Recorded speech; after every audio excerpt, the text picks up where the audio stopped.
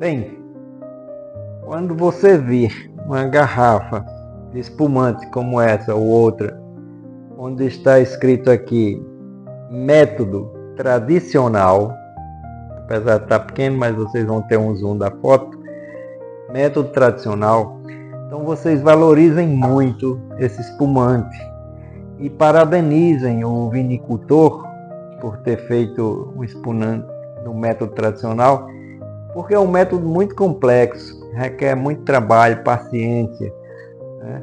E é exatamente o mesmo método de elaboração de um espumante idêntico ao de um champanhe legítimo, né? Esse é um champanhe Veuve Clicquot e é feito pelo método champenoise, né?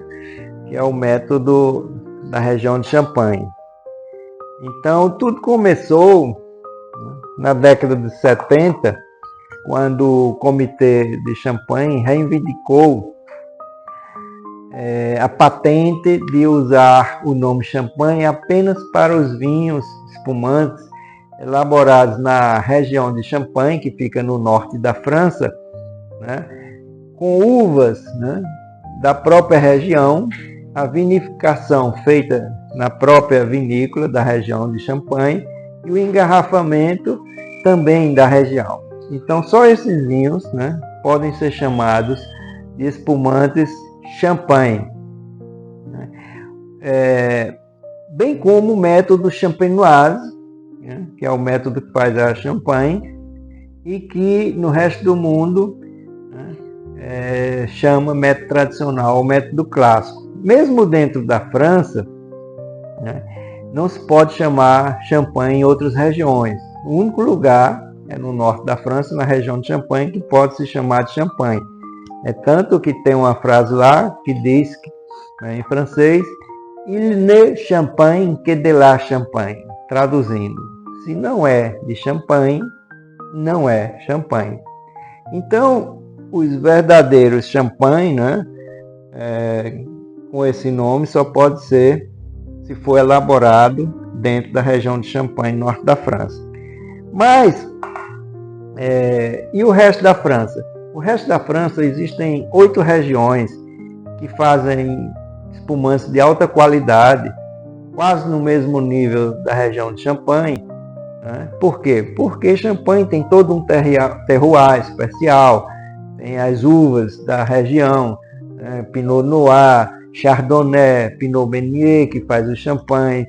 Então é toda uma conjectura que faz os espumantes de champanhe serem especiais. Mas existem espumantes na França de altíssima qualidade, né? E nessas 8 regiões, esses espumantes lá são chamados de crémant, né? E não de champanhe.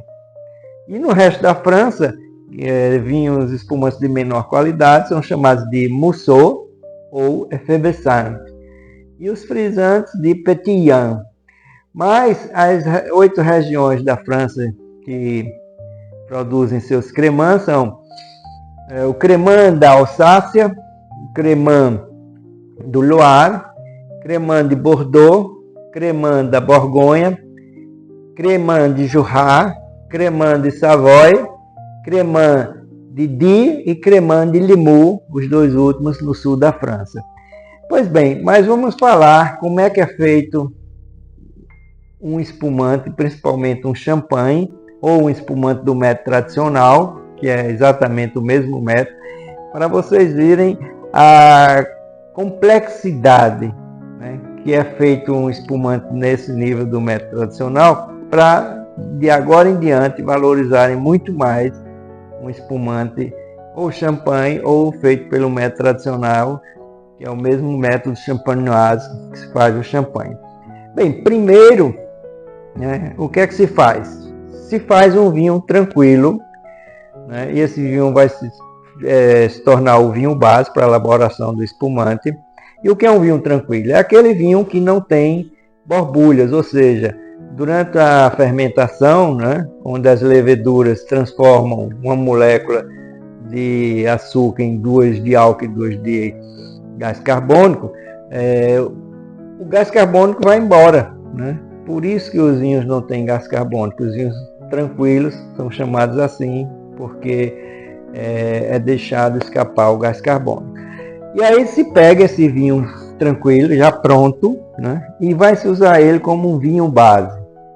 E aí o que é que se vai fazer? Na primeira etapa se vai acrescentar leveduras selecionadas do tipo Saccharomyces cerevisiae, mais uma quantidade de açúcar refinado na proporção necessária para criar uma pressão na garrafa de 5 atmosferas, ou seja, 5 atm, são 5 kg de força por centímetro quadrado, e isso equivale a uma pressão de 70 libras, ou seja, um pneu do carro em torno de 35 libras, então seria 2 vezes a pressão de um carro de 35 libras a pressão, então é muita pressão.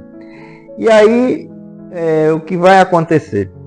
Vai começar uma segunda fermentação, com essa adição de novas leveduras e de uma quantidade nova de açúcar. E as novas leveduras vão, né, pegar o vinho já pronto, o vinho tranquilo, que é o vinho base, e vai começar a fazer uma nova fermentação. Dessa vez, né, esse vinho base com essa adição de açúcar e as novas leveduras vai ser envasado, ou seja, vai ser engarrafado, e aí vai começar essa segunda fermentação que se chama prise de mousse, ou seja, tomada de espuma. E a prise de mousse, né, ela dura em torno de 6 a 8 meses, né, para fazer essa fermentação, essa segunda fermentação.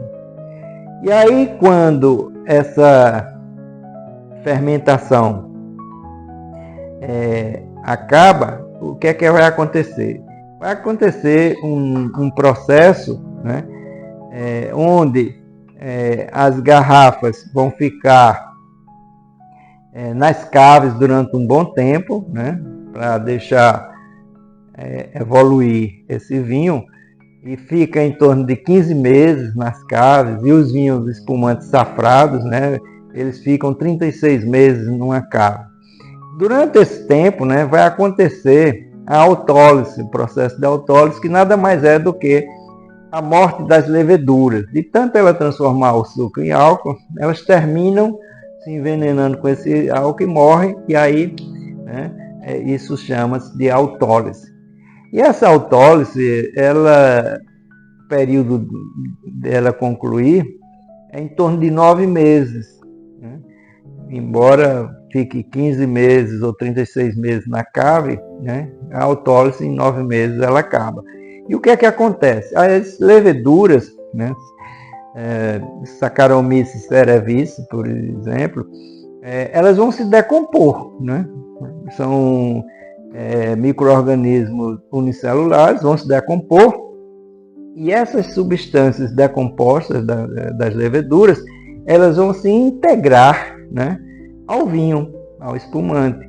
E aí vai acrescentar, né, ao vinho novos aromas, novos sabores, né, novos aromas do tipo pão, brioche, amêndoa, cogumelo, né, são aromas terciários que vai ser acrescentado. E essas leveduras decompostas, elas vão criar uma borra, né, que a gente chama maturação Surly, né, e essa borra, né, ela fica lá dentro da garrafa. Depois, no futuro, o vinicultor ele pode tirar, né, ou não.